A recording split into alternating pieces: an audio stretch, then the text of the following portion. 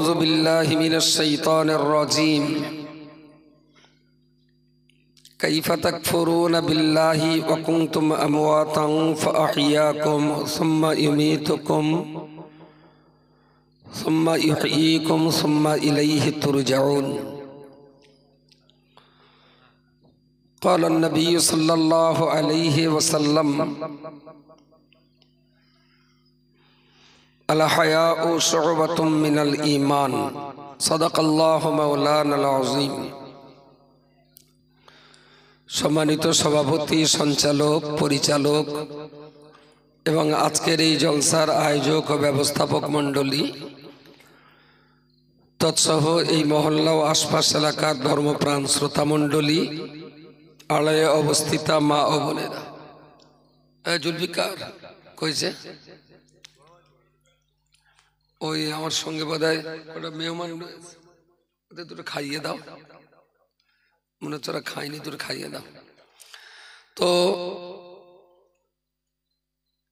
এতক্ষণ তো সব মরা ছিলেন, আমি আপনাদের হৃদয়ের স্পন্দন এর আজকাল বেশ পাম দেওয়া ধরে যাওয়ার, তাহলে এতক্ষণ সব মরিয়েছিল, আমি এসেছি বলে এখন দিল ফ্যাপসা একটু নড়াচড়া হচ্ছে। তা আমরাও ফুলতে পারি, লোকে পাম দিলে আমি কেন ফুলবো না, দেখ না। আচ্ছা, সন্ধ্যার বক্তা কাটা হয়েছে, রজব আলী সাহেব আসেননি কেন? ওর বোনার বাড়ি না তো আসেনি। মুসা কালিম সাহেব আর মুফতি সাহেব, বেশ আসিফুল্লাহ সাহেব আর আমি সাহেব প্রথম দিন, বেশ মরিচ দেওয়ার অপেক্ষায়। বেশ, যে সমস্ত কথাবার্তা ধর্মসভায় আলোচনা হয়, মোটামুটি প্রত্যেকটা বক্তার বক্তৃতার ভিতরে কিছু না কিছু নেবার থাকে। আমি আশিক বিল্লাহর বক্তব্যের শেষ 2-3 মিনিট শুনেছি। পিতামাতার সেবা যত্ন, আদব সম্মানের দিকে তিনি কিছু কথা বলেছেন শেষের দিকে। বাকি আমি কোরআন শরীফের একটা ছোট্ট আয়াত পড়েছি, কাইফা তাকফুরুনা বিল্লাহ। আল্লাহ বলেছেন, তোমরা আমি আল্লাহ আমার সঙ্গে কি করে কুফরি করতে পারো। অকুনতুম আমওয়াতান, আসলে তোমরা সবাই মরা ছিলে। ফাআহইয়াকুম, আমি আল্লাহই তোমাদেরকে জীবন দিলাম। সুম্মা ইউমিতুকুম, আবার আমি আল্লাহই তোমাদের মৃত্যু দেব। সুম্মা ইহয়িকুম, তারপরে আবার তোমাদের জীবন দেব। সুম্মা ইলাইহি তুরজাউন, তারপরে তোমাদিগকে আমি আল্লাহ আমার কাছে ফিরে আসতে হবে। ওই হরেন কড়া চলতে 12টা চাষের মাইক, তো সেই জন্য বন্ধ করতে, বাইরের মাইক, লোকের ঘুম কামাই করিস না। এই এখানে যে কটা বক্স আছে এই কটাতে এই অতিরিক্ত মাইক, এই যে কি যন্ত্রণা। তারা ধর্ম শুনতে চায় না, আমার কি চুলকুনি, জোর করে তার কানের ভেতর ঢোকা দিয়ে হবে। তুমি বলিস তো তোমার কথা লেইনি কেন? এই যে আপনারা যে কটা মানুষ এসেছেন, এই কটা মানুষ শুনলে, বোঝাতে পারলে আমাদের সার্থকতা। এখানে এত হাত নেড়ে, পা নেড়ে, জিভ নেড়ে, চিৎ করে, কাত করে, থেউ করে, উড় করে, তাই বোঝাতে পারি না। আর লেপের ভেতরে ঠ্যাং পুরে দিয়ে শব্দ শুনে হস বসবে, কি তেল পেনা কলের গান পেয়েছে। বেকার মানুষকে কষ্ট দেওয়া। আর সত্যি কিছু লোক গালি দেয়, এই শব্দটা অনেকের কাছে ভালো লাগে না। অযথা মানুষের কষ্ট না দেওয়াই উচিত। যাক, কোরআনে যে আয়াতটা পড়েছি, আয়াতটার মানে বললাম। এবারে যদি একটু এইটাকে ঘুরিয়ে ফিরিয়ে আমরা বোঝবার চেষ্টা করি, তাহলে আপনি নিশ্চিত বুঝবেন যে আল্লাহর কোরআনের আয়াতগুলো আমাদের জন্য কতটা ফলপ্রসূ। আলহামদুলিল্লাহ, আমার বয়স 50। যদি কেউ আমাকে জিজ্ঞেস করেন যে 51 বছর আগে আপনি কোথায় ছিলেন, কি উত্তর দিতে পারবো? কথা বলে হৃদয়ের স্পন্দন এসে গেছে, তখন আর মূল্যিত হবে না, কথা বলতে হবে। বয়স 50, 51 বছর আগে কোথায় ছিলাম? তাহলে বলতে হবে আমি কয়েক ফোঁটা নাপাক পদার্থ হিসাবে আমার পিতামাতার দেহে সুপ্ত ছিলাম, তাই না? ঠিক। আল্লাহ আমার জন্মের আগে সেই সময়ের কথা উল্লেখ করি আল্লাহ বললেন কুনতুম আমওয়াতান, তোমরা সবাই মরা ছিলে। তোমার পিতা এবং মাতার শুভ মিলনের মধ্য দিয়ে ফাআহইয়াকুম, আমি আল্লাহ তোমাদের জীবন দিয়ে পৃথিবীতে প্রেরণ করলাম। বলুন সুবহানাল্লাহ, সুবহানাল্লাহ। ঠিক এই পর্যন্ত রেখে যদি আর একটা জায়গায় যান, আলাম ইয়াকুন নুতফাতান সুম্মা কানা আলাকাতান ফাখালাকা ফাসাওয়া ফাজআলা মিনহু যাওজাইনি যাকারা ওয়াল উনসা। আলাম ইয়াকুন নুতফাতান, আল্লাহ মানব জাতিকে লক্ষ্য করে বললেন তোমরা কি ছিলে না দুফোঁটা নাপাক পানি? নাপাক পানি। সুম্মা কানা আলাকাতান, সেই দুফোঁটা নাপাক পানিকে আমি আল্লাহ রক্তপিণ্ডে পরিণত করেছিলাম। ফাখালাকা, তারপরে তোমার দেহের আকার আকৃতি সৃষ্টি করেছিলাম। ফাসাওয়া, তারপরে তোমার পৃথিবীর জমিনে পাঠালাম। ফাজআলা, আর মায়ের পেটের ভিতরে এই প্রক্রিয়া করাকালীন, চলাকালীন মিনহু যাওজাইনি যাকারা ওয়াল উনসা, আমি কাউকে করেছি পুরুষ, কাউকে করেছি নারী।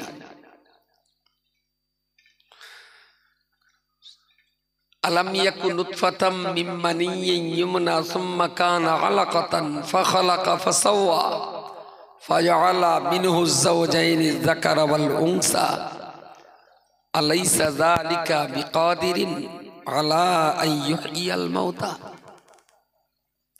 বান্দা, দুফোঁটা নাপাক পানি দিয়ে তোমার মায়ের পেটের ভিতরে সেটাকে রক্তপিণ্ড তৈরি করা, তারপরে দেহ তৈরি করা, তারপরে ছেলে বা মেয়ে আকারে পৃথিবীতে পাঠিয়ে দেওয়া, সব কিছু যদি আমি আল্লাহ পারি, আলাইসা যালিকা বিকাদিরিন আলা আন ইউহইয়াল মাউতা, এতটা যদি আমি পারি, তাহলে তোমার মরণের পরে নতুন করে আর একবার জীবন দিয়ে আমি আল্লাহকে হাসরের মাঠে তোমাদের তুলতে পারি না। এই কথাগুলো আমার সমাজ আর বুঝবে কবে? হিন্দুরা না বুঝতে পারে, খ্রিস্টানরা না বুঝতে পারে, ইহুদি খ্রিস্টানরা না নিতে পারে, তাদের হাতে তো কোরআন নেই। আর অমুসলিম জাতির ভিতরে যাদের হাতে একবার কোরআন চলে গেছে, মুসলমান না হওয়া পর্যন্ত তারা ঠান্ডা হয়নি। সুবহানাল্লাহ, সুবহানাল্লাহ। তারা ইসলাম গ্রহণ করেছে। ইসলামের এই সততা, ইসলামের এই শান্তির বার্তা, ইসলামের এই নিরাপত্তা, পৃথিবী তো ইসলাম ছাড়া তার কোথাও নেই। কিন্তু দুর্ভাগ্য, বিজাতীয় মানুষ যারা কোরআন নিচ্ছে তারা মুসলমান হয়ে যাচ্ছে, আর মুসলমানের ঘরে জন্ম নেওয়া আমরা যারা আছি, আমাদের কোরআনের সাথে কোনো সম্পর্কই থাকছে না। যেটা শুরুতে বলছিলাম, কাইফা তাকফুরুনা বিল্লাহ, বান্দা তোমরা আল্লাহর সামনে কি করে কুফরি করতে পারো? অকুনতুম আমওয়াতান, তোমার জন্মের আগেই তো তুমি মরা ছিলে। ফাআহইয়াকুম, আমি আল্লাহ তোমাদেরকে জীবন দিয়ে পৃথিবীতে পাঠিয়েছিলাম। 30, 40, 50 কিংবা 100 বা তার বেশি কম, যতদিন তিনি হায়াত দিয়ে রেখেছেন, তারপরে সুম্মা ইউমিতুকুম, আল্লাহ বললেন তোমাদেরকে আবার মেরে দেব। জগতের মানুষ তোমাদের মরা বলে কবরে দাফন করে আসবে, সুম্মা ইউহয়িকুম, আমি আল্লাহ কবর থেকে টেনে তুলে আবার তোমাদেরকে প্রাণ আর জীবন দেব, সুম্মা ইলাইহি তুরজাউন, তারপরে তোমাদেরকে আমি আল্লাহর কাছে ফিরে আসতে হবে। যদি আল্লাহর কাছে ফিরে যেতেই হয় তাহলে তো কিছু নিয়ে যেতে হয়। আর যদি মনে করেন না আমার অন্য কড লাইন আছে, আল্লাহ যতই বলুক আমি আল্লাহর কাছে ফেরবো না, তাহলে তার কাছে রস করার কোনো প্রয়োজন নেই। 3 নম্বর কোরআনের আর একটা আয়াত পড়ি। আল্লাহ বললেন, কি যেন আয়াতটা, আফালা ইয়ানজুরুনা ইলাল ইবিলি কাইফা খুলিকাত ওয়া ইলাস সামাই কাইফা রুফিআত ওয়া ইলাল জিবালি কাইফা নুসিবাত ওয়া ইলাল আরদি কাইফা সুতিহাত। আল্লাহ বললেন, তোমরা কি আমার সৃষ্টি করা উটটা কখনো দেখোনি? উট দেখেছেন নিশ্চয়ই, যদিও উট আমাদের দেশের কোনো গৃহপালিত পশু না, কিন্তু কখনো কোরবানি বা বিভিন্ন ক্ষেত্রে আমরা দেখেছি। পরে বললেন, আসমানকে বিনা খুঁটিতে টাইবিম ওয়ালবিম ছাড়াই এই বিরাট একটা আসমানকে, একদম পেছনে কিলোমিটার দেখাচ্ছে না, মনে হচ্ছে যে নামাজ পড়তে আমার কাছে।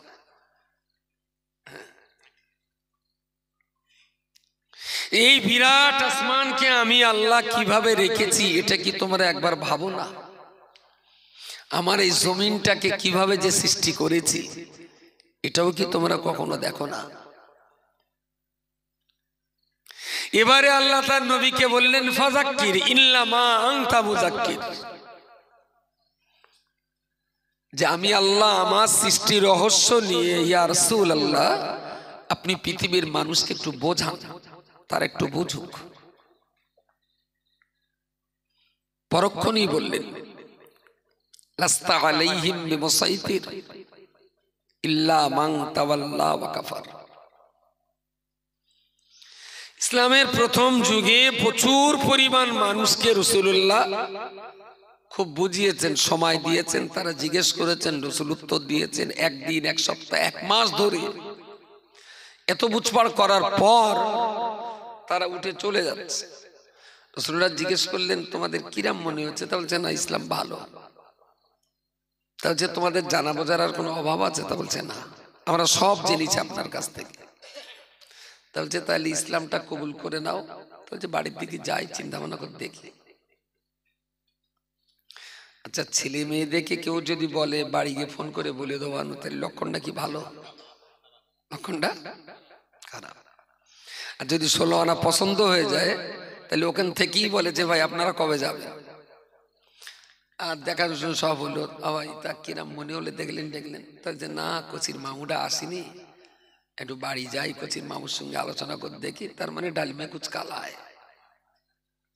ওর অপেক্ষায় থাকার দরকার নেই, আপনি মেয়ে আর এক জায়গায় দেখান, ও আর কোনোদিন ফোনের টাওয়ার পাবে না। 1 মাস, 2 মাস, 3 মাস ধরে রাসূলুল্লাহকে বকিয়ে ছোট মোটা মাঝারি ধরনের সব রকমের প্রশ্ন করেছেন।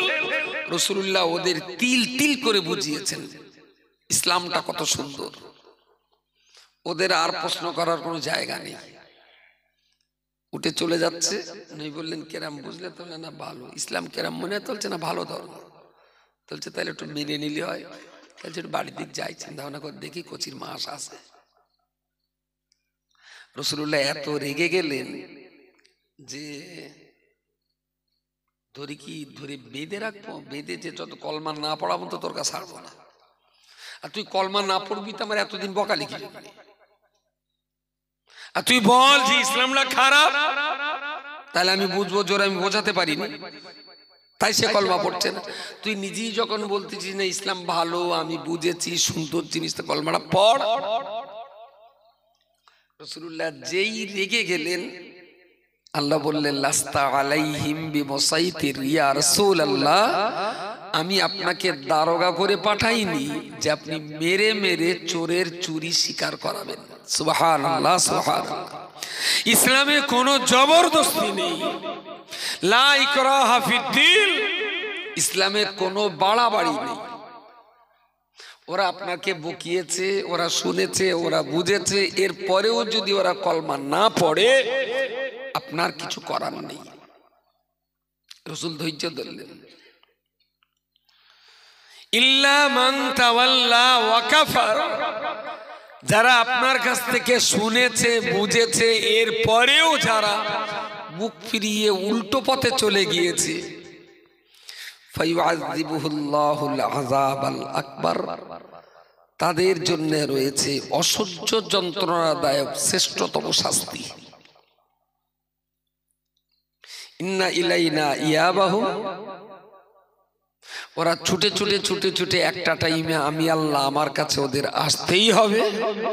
সুম্মা ইন্না আলাইনা হিসাবাহুম, সেই দিন তাদেরকে কড়ায় গন্ডায় হিসাব নেওয়া হবে।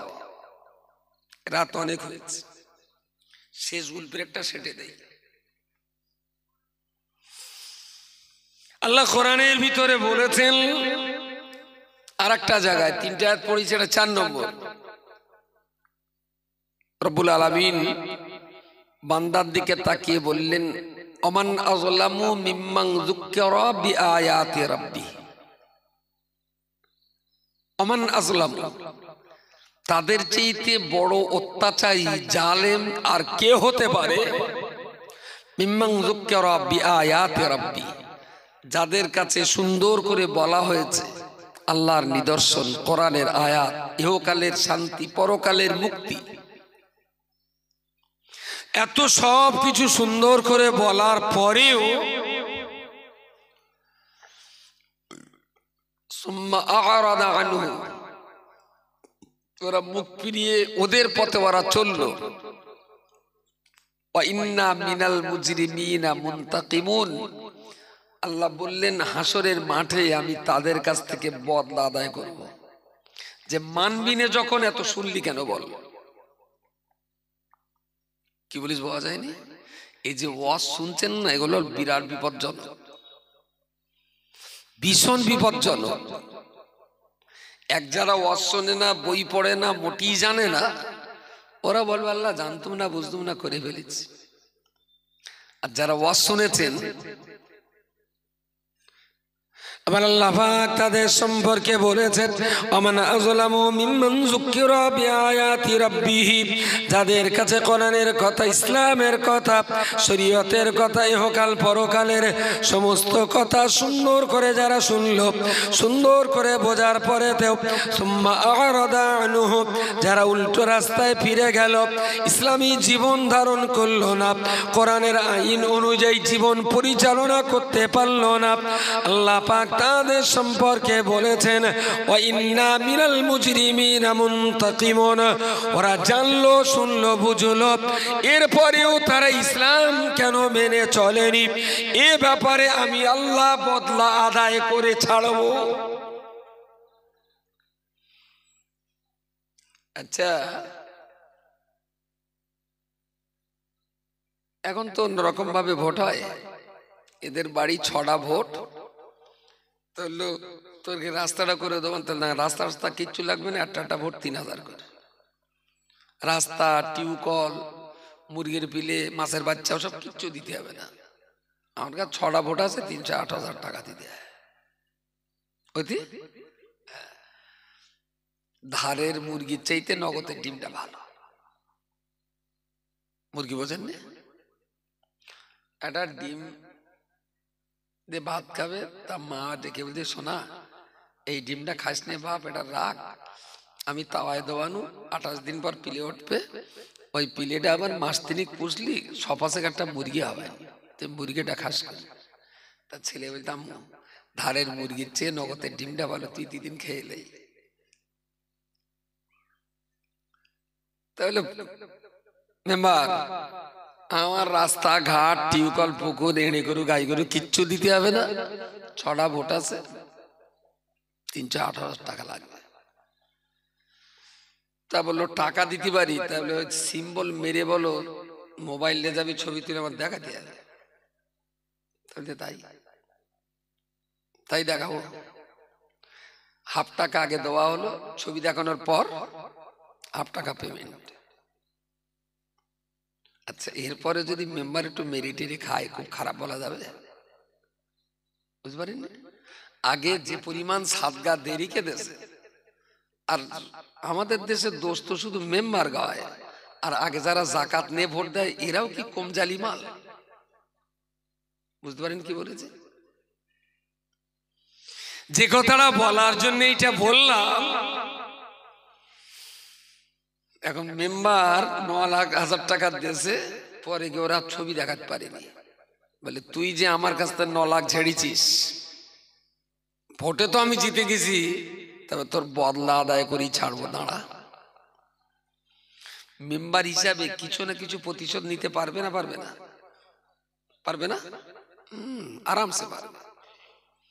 9,000 টাকা ঝেড়ে খেয়েছেন তো, মেম্বার পুলিশের গিয়ে বলবে আমি আমার 50 গ্রাম গাঁজা দেন, বক্কারের বাড়ির গাঁজার তলায় রেখে আসবো, আর আপনারা গিয়ে ধরবেন, ধরে গাঁজা পেয়ে যাবেন, একটা কেস দিয়ে দেবেন, 12 বছর জামিন হবে না।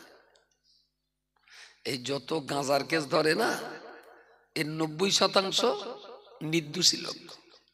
নির্দোষ মানে গাঁজার ক্ষেত্রে নির্দোষী, পিছনে অন্য কোনো কলটিপ টিপ থাকতে পারে।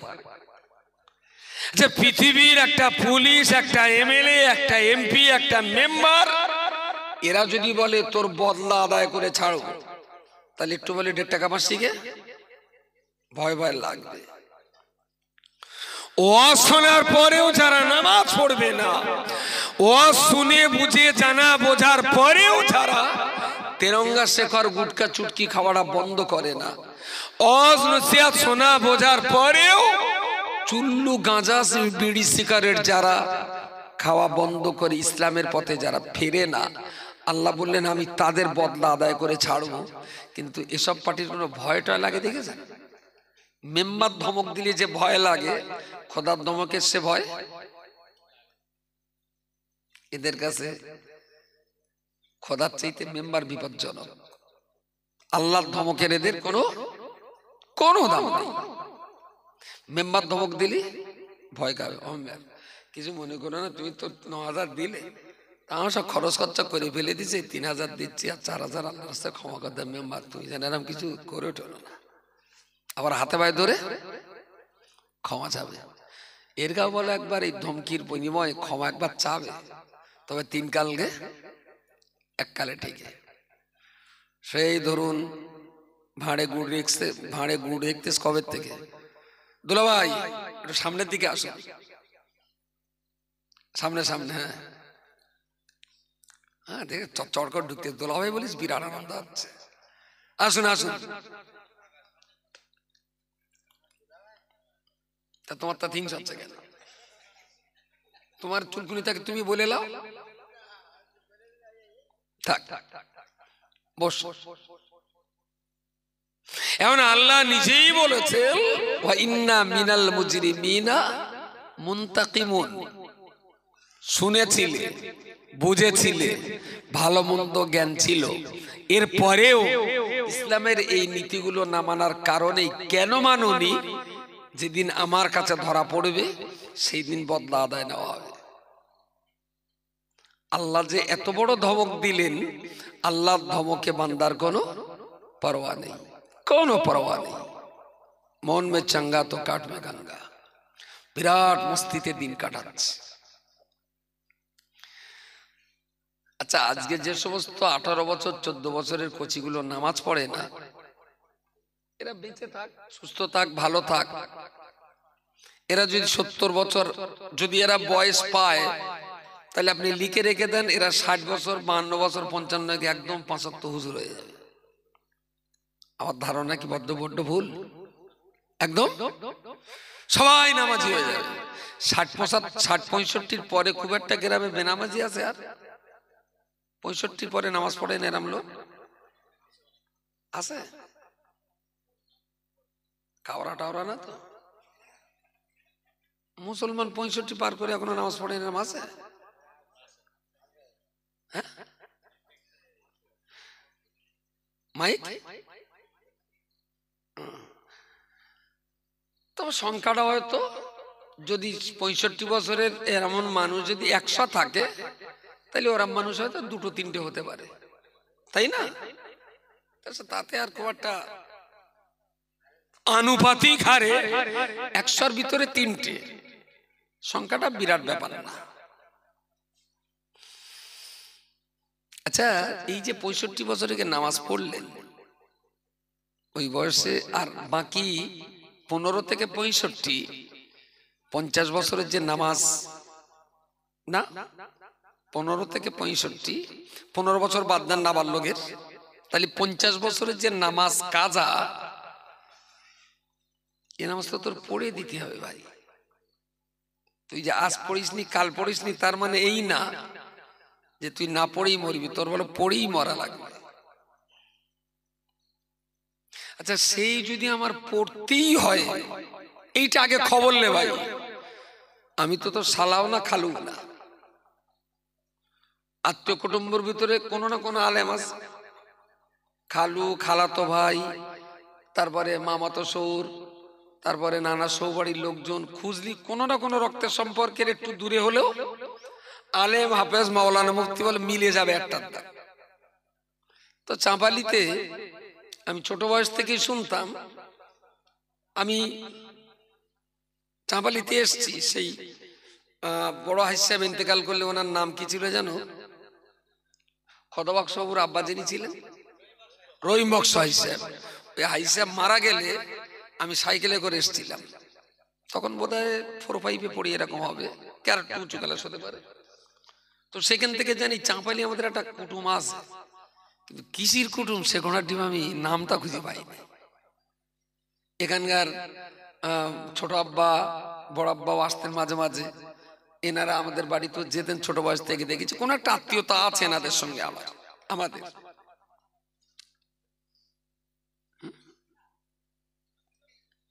ওরকম কিছুটা আছে, তা না এত আনাগোনা হবে কেন?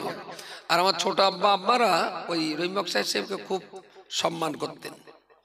তখন সম্ভবত আমি সেই জানা যায় সে জীবনে প্রথম মোষ দেখিলাম চাঁপালি। মোষ পোষা হতো তখন, ভুল বলছি আমি, এখনো আছে।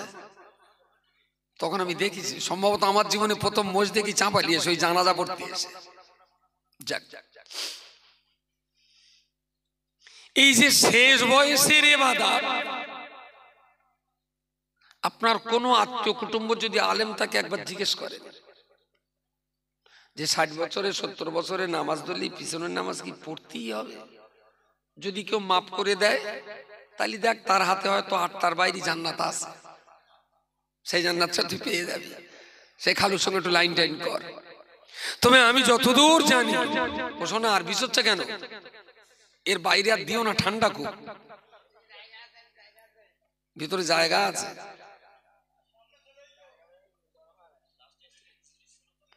তা আসুক না, অন্তত পুজোর প্রসাদ না খেয়ে সবার তাবারুক খাচ্ছে, তাও তো ভালো। আর এই তাবারুক খাতি খাতি যদি একদিন নামাজের দিকে টেনে আনে, খাক, অসুবিধা নেই। সেই যদি আমার পড়ে দিতেই হয়। আচ্ছা, যে ছেলেটা 15 বছর থেকে 50 বছর পার করে 65 থেকে নামাজ ধরেছে, ওই ছেলেটার যদি 25 বছরে বেঁধে আমার জামাই করলাম, মেয়েটার সঙ্গে বেঁধে বললাম, খোকা কত লোক তো 65 বছরে কে নামাজ পড়ে, তা তুমি বেকরস ভালো হয়েছে থাকো, 65 বছর পরে কে বাসর হবে, কেউ আমার মেয়ে বে করবে? 20 বেঁধবো আর 65 কে দুটোর এক ঘরে দেবো, আবার মেয়ে নেবে কেউ? হ্যাঁ, কেউ নেবে না। তাহলে এই জায়গাটা তো গল্প তো ভালোই লাগে, যখন আজকে বে দিলি কালকে ওই বে খেয়েই সঙ্গে সঙ্গে আমার মেয়েলে বাড়ি আসবে, এক রাত্রিও রাখবে না। আর তারপরে এক্ষুনি যা অবস্থা, ঘোষ বাড়ি টাড়ি যা হচ্ছে, বের 6 মাস আগে বাসর হয়ে যাচ্ছে। ঘোষ বাড়ি চেনেন না? এই লোকদের চাঁদে বাস করে। আরে সেখানে এখন নতুন ফতোয়া চলছে, আমরা ঘোষবাড়ি তাই যাই তাই কি, আমরা তো বোরকা মুড়িতে যাই। আরে বাপরে বাপ, তারপরে সুন্নত তরিকায় কালী পুজো হচ্ছে। যদি 100 যায় ঘোষবাড়ি, তা আপনি ধরে নেন 85টা থেকে 90টা মুসলমান। বেশ বোরকা টোরকা মুড়িতে ভালোই যাচ্ছে, ওর ভেতরে ঘুরতে খুব। তা আমার মনে হচ্ছে তাহলে হেলমেট মাথায় একদিন ঢুকি, ওর ভেতরে কি আছে দেখি। কিচ্ছু নেই, বাইরে গাঁজা খালি পুলিশ ধরবে, ভেতরে গিয়ে খালি ধরবে না। রাস্তার ধারে মদ খালি অ্যারেস্ট হবে, ভেতরে গিয়ে খালি অ্যারেস্ট হবে না। রাস্তার ধারে এরও চার টুকেড়ে করে যদি চুমুক টুমুক দেয়, তাদের ঠোঁট টোট পড়ার ভয় আছে, ভেতরে গিয়ে চুমুক দাও, কোনো অসুবিধা হবে না। 1 টাকা জায়গায় 5 টাকা চুমুক দাও, তাতে কোনো অসুবিধা নেই।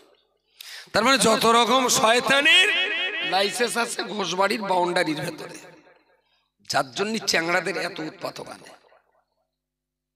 বুঝতে পারেন? এড়ে গরু দেখেছেন বিজলিগাতার ধারে থাকলে তাহলে জিপ টিপ লম্বা রোড নেওয়ার চেষ্টা করে, তাও যদি না পায় তো একটু বিজলিগাতার গায়ে গা ঘষে নেয়। এখন ঘোষবাড়ি গেলি এরকম একটু জিপ টিপ দিলে হয়তো একটা কালি ঢুকে গেল জীবিত বাঁধনে, আর নাও বা ঢুকলো পাশাটা একটু গাদায় ঘষে নিলে, এইগুলো বোনাস ঘোষবাড়ি। আর ওই পাশাটাচা ঘষানোর জন্য কিছু ষাঁড় আছে ওখানে যায়, কোনো ভদ্রলোক যায় না, কোনো ভদ্রলোক ওখানে যেতে পারে না। শুধু আমার দাবি এইটুকু, মুসলমান ঘরের সন্তান হিসাবে ইসলাম তো ভাই তোর একদিন মানতেই হবে। আজকে মানিস আর 70 বছর পরে মানিস, তা সেইটা 70 বছর পরে না মেনে যদি নামাজটা আজকে থেকে কি হয় কত ভালো হবে, যদি রোজাটা আজকে থেকে কি হয় কত সুন্দর হবে, যদি হালাল হারামের বাদ বিচারটা আজকের থেকেই হয় তাহলে কতই না সুন্দর হলো। ধর্মের বাইরে কেউ যাবে না মুসলমান। তবে সেই ধর্মটা, ধান যদি আমার দুটো শোকতি হয়, তা 5টার সময় ছাদে ধান মেলে দেওয়ার কোনো যুক্তি আছে? তোর যদি ভাই ধান শোকানোর ইচ্ছা থাকে বেলা 9টার সময় দে ছাদের ওপরে, সারাদিনের রোদটা পাবে। আরে সব পাটি বিরাট চালাক, তো বিরাট চালাক, সেদ্ধ করা ধান রেখে দে, 5টার সময় ছাদে মেলে দেবে, ও ফেদা শুকোবে? জওয়ানি হালাতের ইবাদত যদি না থাকে, শেষ বয়সের ইবাদত দিয়ে জান্নাতের তালা খোলা যাবে না। যতই আপনি বলেন শেষ ভালো যার, সব ভালো তার, তবে এটা সব জায়গায় না, এটা এটা সব জায়গায় না। ধরুন লোক কুটুম এই এতরা লোক, আচ্ছা কায়দা করে ঝেঁটাতে ঝেটকে টেটকেলে, আমি ভাই দুটো ভাত খেয়ে যাও, আমি মেরে অন্যায় করে দুটো খেয়ে দাও। এরা বলবে যে ঝেঁটালু লোকটা শেষে খাতিতেছে, বলবে কেউ খাবে বলে মনে হয়? পালাবে, পালাবে না, পাল্টা দেতাই পালাবে। এই বলছি কি, এদিকে ওই খেজুর গাছ তো শীতকালে কাটে, এদিকে খুব কম না, তো জানা আছে তো। প্রথম দিনের রস কি নাম ওর? জিরেন। তারপর দ্বিতীয় দিন যেটা হবে ঝরা, যদি তৃতীয় দিনে হয় তেজরা, ওরে ওলা বলে হতে পারে। চতুর্থ দিনেও যদি রস হয়, যদি হয় নিমজরা, কাঠজরা কেটা বলে, আবার ওলা টোলা হতে পারে। তাহলে আজকে কেটে কালকে রস, পরশুর রস, তারপরের দিন, তারপরের দিন, এটা জিরেন, ঝরা, নিমজরা, তেজরা। আচ্ছা, রসের যত বয়স বাড়ে রসের টেস্ট তত টেস্ট কমে যায়। এইটা পাটালি 450 টাকা কিলো, এটা ঝরা হালকা টক, তবে বিষ মরবে না। পাটালি হবে না, ঝোল গুড় হবে, 120 টাকা কিলো। এটা আরো টক বেশি হবে, 70 টাকা কিলো। আর এটা বিরাট টক, একেবারে 20 টাকায় দেবে না, 85 হবে, 50 নিচে হবে না। এখন ধরুন ভাঁড়ের এই 4 দিনের রস গুড় করে ভাঁড়ের দিতে দিতে দিতে দিতে দিতে দিতে এই পর্যন্ত উঠে গেছে, একদম গলা গলা হয়ে গেছে। এমন 1 ভাঁড় গুড় হাটে বিক্রি করতে হবে, এই কাটিয়ে আবার পড়ে টড়ে যেতে পারে, এই মুখ টুকখানি প্রথম দিনের জিরেন রসের বিষ মারা পাটালি মুখে একটু দিয়ে দেয়, বুঝতে পারেন? দুটো কাজ হবে, কাজ করলে পড়বেও না, আর লোক যদি বলে কিরাম গুড় তাহলে চেকেলে একটু গালে দাও। তো ভাঁড়ের গুড় বিক্রি হবে, খরিদ্দার দেখলো, ভাই তোমার গুড়, তা বলছে ভাই 400 টাকা করে বেচিলাম, তা তুমি চেনাশোনো লোক 350 করে দিয়ে গুণ। তা গুড় তো গালে দিয়ে বললো দারুণ সুন্দর তো গুড়, বাবার গালে তো ভাঁড়ের গুড় গিলিনি। তা হতে হতে 300 টাকায় রেট হয়ে গেল। ওরা খালো তো ভাই আস্তে আস্তে দেখা, তাহলে তো ভাই গুড় কেন তো তাই, তাহলে কত, বলতে 300 টাকা, তাহলে 300 টাকায় ভাঁড়ের গুড়। বলছে খোকা মুখে তো একটু খেয়ে দেখ, বিরাট মজা। বলতে দুলা ভাই তুই মুখ দেখেছিস, ওর ভেতরে বল তুই খবর রাখিস না। কাঠি মারলি সাইকেলের একটা স্টপ এনে স্পোক এনে মাল ঢুকিয়ে দিয়েছে একদম তাহাতা সারা পর্যন্ত, দিয়ে আঙুল দিয়ে ভেতরটা বগল বগল করে সেই মাল আস্তে আস্তে বের করে বলতে দোলা ভাই হাতে দিচ্ছে একটু ছেটে দেখ। খোদা, হেই তোরে মুখি কি আর ভেতরে কি? শালা হারামি, ভেতরে তুই যে গুড় দিয়ে রেখেছিস ওর তো বুনি দি ছাগলও খাবে না, এত টক, আর তুই মুখি পাটালি মেরে রেখেছিস। ভাঁড়ের রেট, গুড়ির রেট মুখির উপরে হবে না ভেতরের উপরে? কথা বলেন, কথা বলেন। রেট এইবারে রেট নিচের দিকে রেট হবে। 15 বছর বয়স থেকে মদ, গাঁজা, চুল্লু, আলঠেলা, দোরঠেলা, জমি ঠেলা, ফাঁকি দেওয়া, ঘুষ খাওয়া, যত রকমের ছেঁচড়ামির জিরেন রসের টক গুড় দে দে দে দে 60 পর্যন্ত, 65-67 বছর বয়স, এবারে 1000 দানার তসবিহ নিয়ে মসজিদের পটে বসে গেল। সুবহানাল্লাহ চটাস, সুবহানাল্লাহ পড়াস, মোটা মোটা তসবির দানা তো চটাস ফটাস করে পড়বে। দেখলি মনে হবে ফেরেশতা জিবরাইল 7ম আসমান থেকে হোসেনপুরি চলে এসে। পিছনের একেবারে এখান থেকে এই পর্যন্ত টক গুড়, আর একদম মুখির কাছে 5 বছর জিরেন রসের পাটালি। শালা চাঁপালির খরিদ্দের তাই কাঠি মেরে ভাঁড়ের গুড় কেনে। তুই কি আল্লাহরে হুঁশ পেয়েছিস যে তোর ভাঁড়ে কাঠি না মেরে মুখ দেখে জান্নাত দেবে? মারে মুখির কাছে পাটালি তো গুড়ালাও দেয়, পাবলিক জানে, কাঠি মেরে তবে দাম করে। তুমি কি ভাবলে যে সারা জীবনের 2 নম্বরই শয়তানি আর জালিয়াতি করে শেষ জীবনের মাথার টুপি আর মুখের দাড়ি, হজ আর একটু নামাজ কালাম পড়ে পাটালিতে মুখ মেরে খোদার ভাঁড়ে দিল, আল্লাহ বরকতুল্ল, কত ভালো ছিল, শুধু মুখির গুটে একটু গালেতে দেখো। হাসরের মাঠে কিন্তু মুখ দেখে বিচার হবে না, ওর ভিতরে কাটি মেরে তবে সেই আমলের উপরে নির্ভর করবে। আপনি বলছেন শেষ ভালো যার, সব ভালো তার। হ্যাঁ, ওই লোকটাই ভালো যে লোকটা জন্ম থেকে নিয়ে 65 বছর পর্যন্ত হিন্দু ছিলেন, খ্রিস্টান ছিলেন, শিখ ছিলেন, বৌদ্ধ ছিলেন, কোন কারণে সে 65তে লোকটা ইসলামের ছত্র ছায়ায় কলমা পড়ে নিয়েছেন। সুবহানাল্লাহ। ওই লোকটার 0 থেকে 65 বছরের কোন পাপের হিসাব আল্লাহ নেবেন না। যে কটা দিন নামাজ কালাম পড়তে পারবে তারই উপরেই সেই লোকটার হিসাব হবে। পেছনের 65-র কোনো হিসাব আপনার একটাই লাইন আছে, যদি এখন নামাজ পড়তে না পারেন, বিড়িতে রঙ্গা, মদ, জুয়া, গাঁজা যদি ছাড়তে না পারেন, তাহলে এখন কিছুদিন হিন্দু হয়ে যান। 60-65 বছর হিন্দু থেকে তারপর আবার ফিরে আসবেন, গরু টরে আবার তারপর খাবেন, এর মধ্যে তাহলে নামাজ পড়তেই হলো না, আরো তো বেঁচে গেল। বলছি এক ওয়াক্ত নামাজ পড়লি 2,88,00,000 বছর জাহান্নাম, মাঝখান থেকে উঠে বলতে হুজুর আমি বেঁচে গেছি।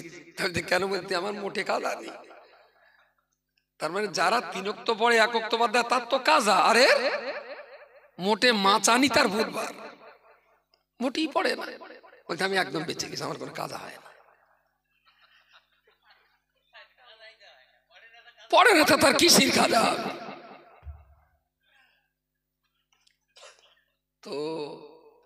হায়াত মওত আল্লাহর হাতে। অন্তত ইসলামের ঘরে জন্ম নিয়েছি মানে এটা খুব সৌভাগ্যের ব্যাপার, আমাদের সত্যি সৌভাগ্যবান আমরা। ধর্ম তো কঠিন না রে ভাই, ধর্ম তো খুব সহজ, খুব সহজ। আর একটু ধর্ম পালন করে দেখেন, আপনার বিরাট শান্তি লাগবে, খুব ভালো লাগবে, মানসিকভাবে শান্তি পাবেন। সেজদায় মাথা দিয়ে যখন পড়বেন সুবহান রাব্বিয়াল আ'লা, কাজ না থাকলে না মনে হবে আরো দুবার বেশি পড়ি। হয়তো কাজ থাকে বলে আমরা 3 বার পড়ি, যদি কাজ না থাকে মনে হবে যে আরো দুবার বেশি পড়ি। এর একটা আলাদা শান্তি আছে, রুহানি খোরাক আছে। কেন তোমার কি আরেক জায়গায় দাওয়াত আছে নাকি? তোমার দাওয়াত আছে কোথাও? যাক, আমি কোরআনের এই 4টে জায়গা থেকে বিশেষ 4টি কথা আপনাদের বলেছি। রাত অনেক হয়েছে, আর আমারও সকাল 8টায় আবার কলকাতায় যেতে হবে। তো যতটুকু কথা বললাম আর আগের কথা যতটা আপনারা শুনেছেন সেগুলো মাথায় রাখুন। তাও বলতে বলতে কতটা বলি স্যার, ঘন্টাখানেক হয়েছে। এ পর্যন্ত থাক। আমি যত মানুষ এখানে আছেন আমি সবাইকে 5 ওয়াক্ত নামাজ পড়তে যেন পাই, সবাই আল্লাহর রাস্তায়। এক্ষুনি আসার সময় তুমুল ক্যারাম বোর্ড চলতেছে, তুমুল চলতেছে। ইস, এত রাত জেগে ক্যারাম বোর্ড, কত সুন্দর হতো এই রাতটা জেগে যদি তসবিহ নিয়ে আর কোরআন নিয়ে পড়তে বসতেন। কত ভালো হতো এই গভীর রাতে যদি তাহাজ্জুদের নামাজ পড়তেন 12 রাকাত 8 রাকাত। এই মূল্যবান জীবনটা যদি ওই দিকে চলে যায়। জীবন তো একটাই, বলুন, জীবন জীবন একটাই তো জীবন। লাভ হলে লাভ, লস হলে লস। আজকে এখানে আসতে যে রাস্তা ভুল হয়েছে, ওই ভিতর দিক দিয়ে নল্লির ওপাশের ভাটকের ওখান থেকে ভিতরের ওই নতুন রাস্তা দেখতে এসেছি, ভাঙাচোরা রাস্তা। তো একটা রাস্তায় ঢুকে আবার ভুল হলো, আমি বললাম করছি রাস্তা ভুল হয়েছে, ফিরে এসে আবার ঠিক করে দিলাম। এখন হাসরের মাঠে গিয়ে যদি দেখি রাস্তা ভুল হয়ে গেছে, ব্যাক গিয়ার আছে যে ফিরে এসে ঠিক করে নেব? জীবন কিন্তু একটাই। এই জীবন যদি একবার হাসরে বিচারন্তে দেখেন ভুল হয়ে গেছে, সে ভুল আর সংশোধনের কোনো উপায় থাকবে না। সংশোধন যদি করতে হয় এই দুনিয়া থেকেই করে যেতে হয়। আল্লাহ সবাইকে শরীয়ত সম্পর্কিত এই বুঝটুকু আল্লাহ আমাদের সবাইকে দান করেন। বলুন আল্লাহুম্মা আমিন।